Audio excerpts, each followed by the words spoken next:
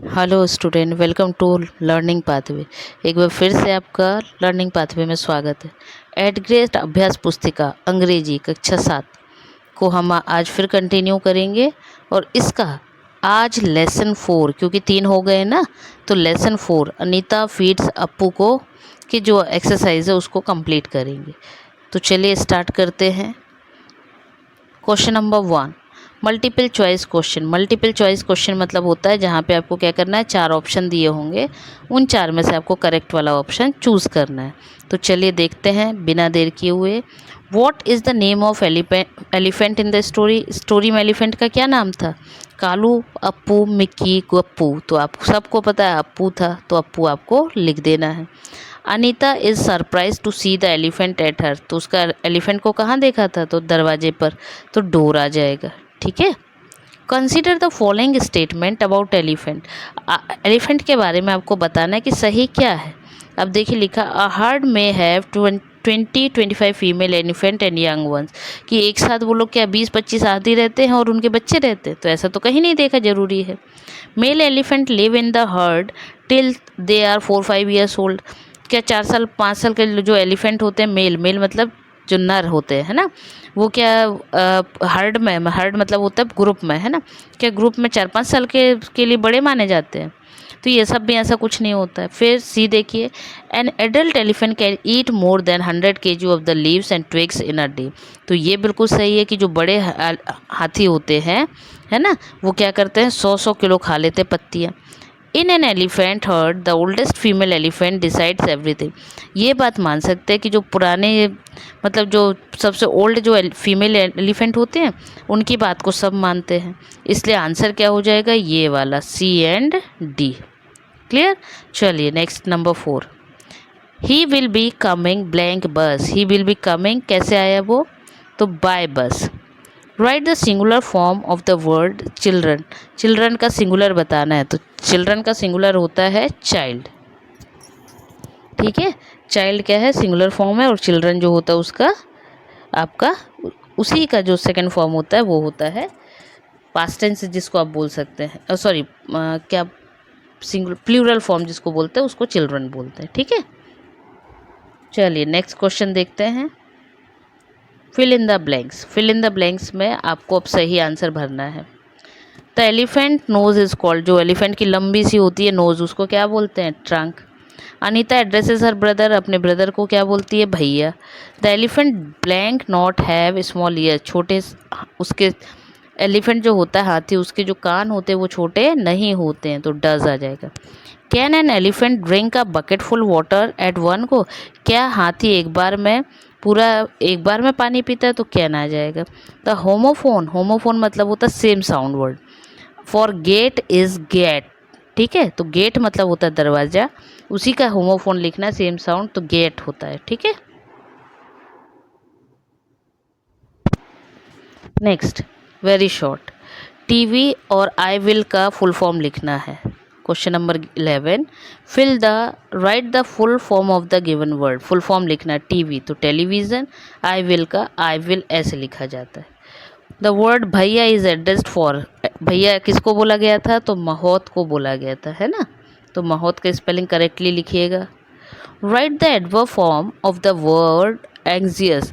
Anxious का adverb क्या होता है? तो एल वाई लग जाता है, एंग्जियसली हो जाता है। How does Appu drink water from the bucket.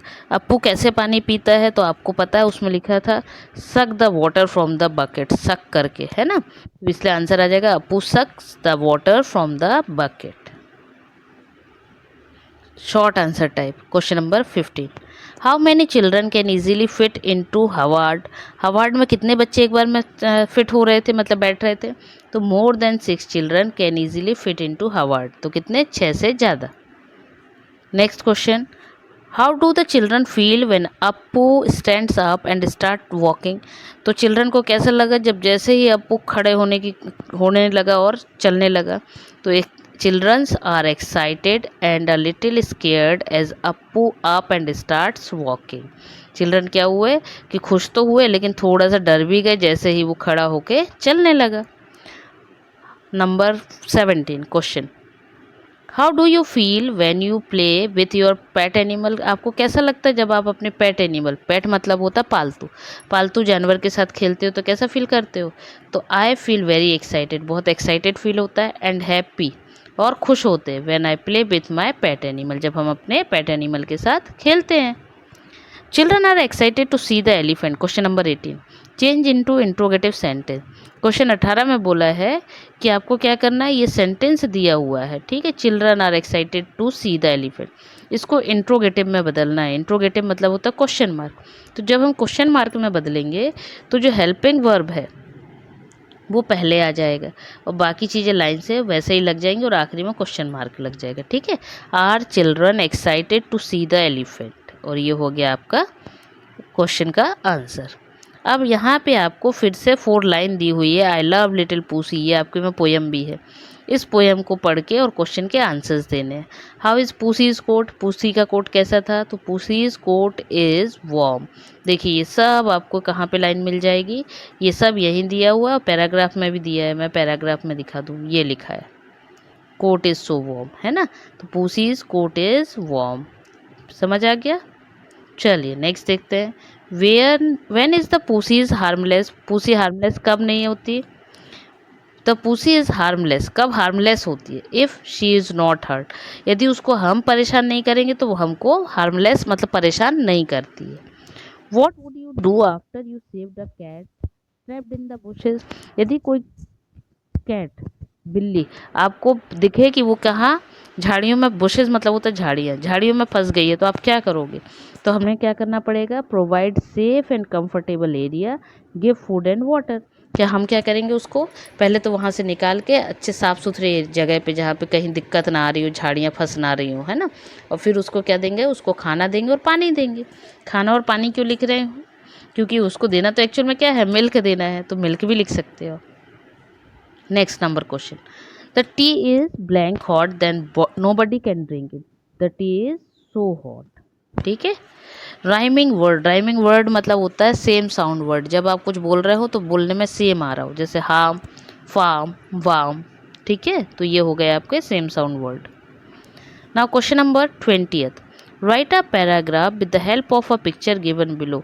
अब यहाँ एक पिक्चर दिया है, देखिए ये दिया है पिक्चर, है ना। ये पिक्चर देखने से कैसा लग रहा है कि एक गार्डन का पिक्चर है, ठीक है, या पार्क भी बोलोगे तो भी करेक्ट है। उस पार्क में क्या है, 5 बच्चे बैठे हैं। 5 बच्चे में देखो एक एक 2 3 गर्ल दिख रही है और ये 2 बॉयज़ दिख रहे हैं। तो इन्हीं पे हमें सेंटेंस बना देना है। तो हम क्या लिखेंगे, there are 5 children in the garden, कि पहले क्या है, 5 चिल्ड्रन गार्डन में। They are having a picnic, खाना रखा है ना उनके पास बहुत सारा, तो वो क्या कर रहे हैं, they are having a picnic, कि वो पिकनिक मना रहे हैं। There are 3 girls and 2 boys in the picture, और यहाँ पर क्या है, 3 गर्ल्स है और 2 बॉयज़ हैं पिक्चर में। तो ये हो गया आपका क्वेश्चन नंबर 20। अब आपके टोटल 20 क्वेश्चन लेसन 4 के भी कंप्लीट हो गए। इनको आप अब धीरे धीरे अपनी बुक्स में कंप्लीट कर लीजिए। हाँ एक बात और, बहुत सारे बच्चों ने बहुत लेंदी क्वेश्चंस के आंसर्स लिखे हुए हैं जो अब उन्हें याद नहीं हो रहे हैं। तो आप एक काम करिए, यदि आपने पेंसिल से लिखा हो तो आप उसको रब करके पेन से या फिर से पेंसिल से रब करके इजी वाले लिख लीजिए, जिससे आपको क्या हो, एग्ज़ाम टाइम तक याद रहे बेटा, है ना। क्योंकि टफ लिख लोगे और याद नहीं होगा तो एग्ज़ाम में आपको नंबर्स नहीं मिलेंगे। और बाई चांस यदि आपने पेन से लिख लिया है तो कोई बात नहीं, वीडियो देख देख कर आप लर्न कर लीजिए, या फिर किसी रफ नोटबुक में नोट कर लीजिए और लर्न कर लीजिए, ताकि आप एग्ज़ाम में नंबर अच्छे स्कोर कर पाओ, ठीक है। तो चलिए इसको कंप्लीट करिए। नेक्स्ट वीडियो के लिए नेक्स्ट टाइम आते हैं, तब तक के लिए बाय बाय।